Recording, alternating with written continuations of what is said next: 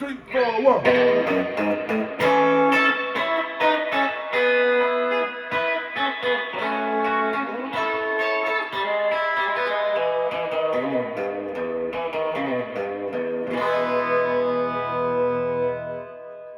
Hello everybody, I'm back with a guitar story for Guitar Gear Stories and Review, or whatever I named this series. It's been a little bit. This is the Gretsch G5420t. I've always wanted a traditional Gretsch. The first Gretsch I ever bought was this one. I bought it off a friend for 40 bucks. It's an electromatic by Gretsch. It's something made from the early 2000s. I modified it and put Seymour Duncan pickups. You can watch the video. It's like episode 3, 4, or 5, somewhere in there. And I have a baritone Gretsch, which you'll be seeing if you haven't already seen it. This guitar, it was at my guitar store for a while, I think about a year, maybe 2. And I just kept like playing it, kept looking at it, because it looks like George Harrison's Tennessean. And if you know this channel, I'm a Hollies fan. I mean, a Beatles fan. I mean, you know what I mean. I like old rock and roll, rock pop, 50s, 60s music. And George Harrison used Gretsch's a lot. There's a few pictures of Tony playing a Gretsch too, but I don't know if that made it to any recordings. But this is the look. It's that classic wine red or dark cherry red, whatever you want to call it. Everything on this is original as far as I know. They're Bigsby and all that. This is the master volume, the tone, neck volume, and bridge volume. So you got a volume, tone. So you got a master tone and 2 independent volumes. That's a Gretsch thing. So if you want to mute the whole guitar, but then set these accordingly. And this one only has 1 switch, unlike earlier ones that have the tone switch. Everything about this is original, I think, except maybe the strings, because I do know that it was there for a while, so they probably had to change the strings because people were breaking them and trying to misuse the Gretsch and hammer the Bigsby. Remember, if you're going to have a Bigsby, it's this kind of stuff.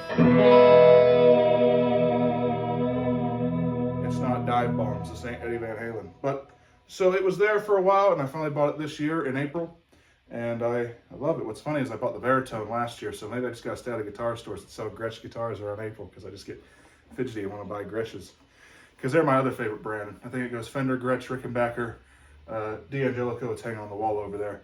I'm not a big Gibson guy, but we'll get into that maybe with a different story time. So I'll take you through the paces. Here's the neck pickup.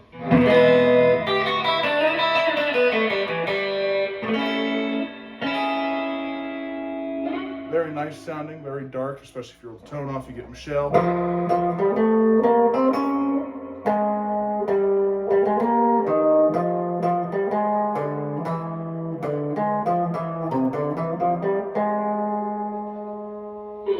It seems the Beatles were in the middle pickup position and the bridge pickup position a lot, because this sounds like, don't bother me, I'm going to turn on my tremolo real quick.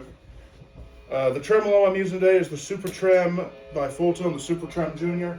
I have an MXR Dynacomp compressor on and the MXR M3000 or M300 reverb set to the spring setting, so that's why it sounds a bit surfy. But when you turn on the tremolo and you're on these two, it sounds a bit like...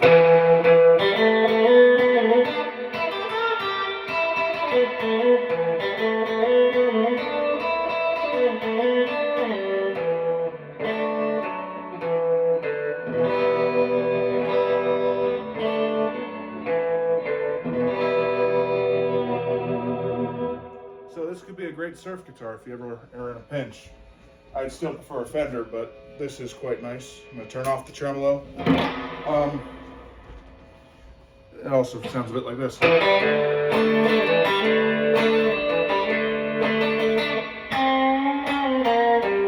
again, it's room that I used is 425 or 420 Rickenbacker, whatever the 460, whatever it is, that number of Rickenbacker, the one where the body's like all pick guard, you see a little bit of the color picking through.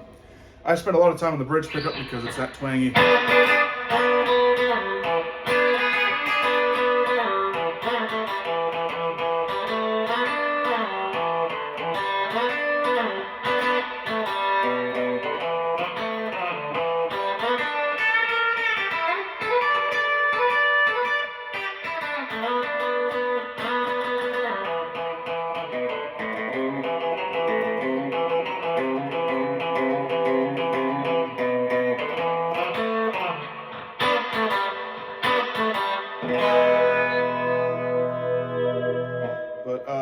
Like I said, it's the Beatles sound in a roundabout way. It may not be 100% exact because it's a newer guitar. I know all the vintage purists out there, this, that, and the other. I usually use this with compression and reverb, or compression, reverb, and tremolo to get those kind of chimey Beatle sounds. And like I said, it's bridge or middle. The only time I ever have to use neck is if it's a more jazzy Beatle song, which by then, when they really, like when Paul started to do his granny music, he being George and Paul and John, either casinos or George with his Les Paul, and you can get a decent jazz tone on Les Paul. I'm going to turn off the compression and rock out a little bit because you probably want to hear that sound. So there is no real big story with this guitar. It's been eyeing up. I bought it. I'm going to start using it on some recordings, hopefully, for the third album and albums after. So here's it with, what's it, the Fuzz Right fuzz from Catlin Brand.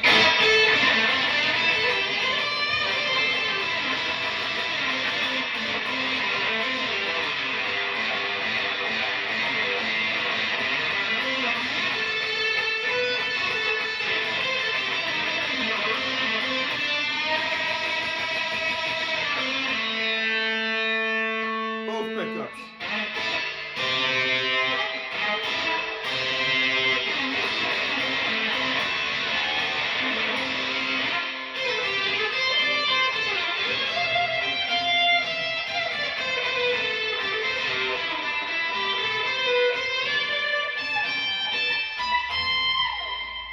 Neck pickup. I like to roll the tone down.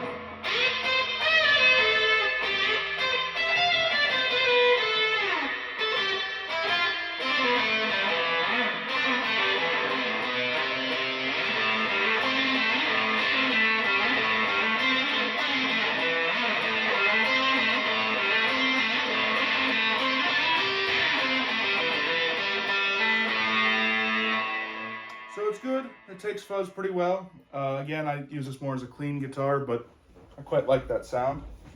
We're going to turn back on the compression and play one of the songs that might potentially be on, because I have a third album coming out. I hope you're checking out the albums. First one's called Come and See. The next one's Changing Leaves. And the Josephine single's out, so give that a listen. But this will be one of the songs from the third album. Bridge pickup.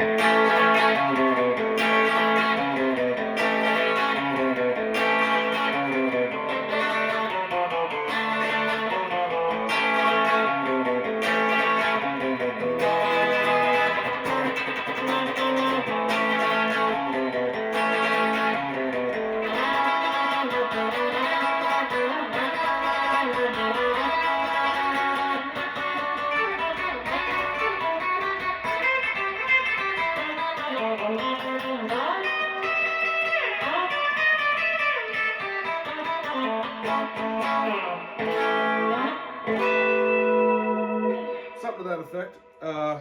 Again, it's new. That's the story. Not a big one. I'm hopefully can get a friendship bracelet for it. Here's some more close-ups. Again, it's very Tennessean inspired, but you can also tell it's very country gentleman as well. Before we go, I'm going to turn off, so because we heard about tremolo and fuzz. I've never tried it with the octave fuzz, and I probably will. I probably don't think I will. So here's the Boss RT2 Rotary Ensemble. Let's try something.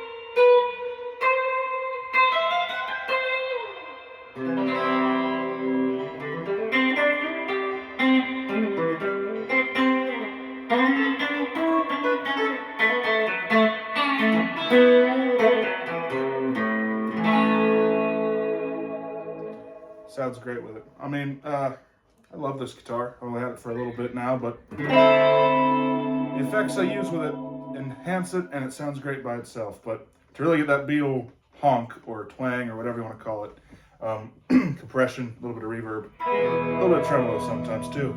Hope you enjoy this review and story. God bless, take care, and have a good day.